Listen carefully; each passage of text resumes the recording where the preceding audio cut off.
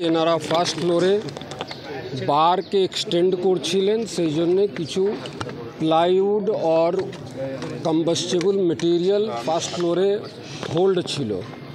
হয়তো extension, repair, renovation করতে গেলে কোনোভাবে আগুনটা লেগেছে। চूँकि ফার্স্ট ফ্লোরে লেগেছিল, সেই ফার্স্ট ফ্লোরটাই বেসিক্যালি যে দুটা স্টেয়ার আছে, ওই দুটা স্টেয়ারকে হিট আপ করেছে আর স্মোক ট্রাভেল করে আপসাইড গেছে। তো ওই স্মোক যে আপসাইড ট্রাভেল করেছে, ওই স্মোকটা সবার ঘরে ঢুকেছে। যারা ঘরের মধ্যে ছিলেন তারা স্মোক দিয়েই বেশিরভাগ ইম্প্যাক্টেড হয়েছে। এটাই আমরা অবজার্ভ করি। সিস্টেমগুলো পুরো ডিফাঙ্ক্ট ছিল, nothing, no system has work, no detection, no alarm, no detection. সঙ্গে যেটা আমাদের sprinkler system, fire fighting system, it was totally defunct. Complain থানায় দেওয়া হয়েছে, প্রপার কেস হবে, বেসিক্যালি ভায়োলেশন আর এফআইআর হচ্ছে। ফায়ার ডিপার্টমেন্টে এনওসি 2022 में ওনারা করেছিলেন, তারপরে রিনিউ করার নেই।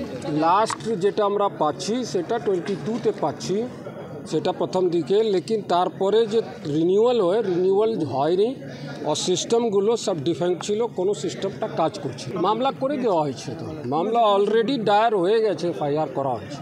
অ্যারেস্টের কাজটা তো পুলিশ করে, তো তদন্ত করবে পুলিশ। ঠিক আছে।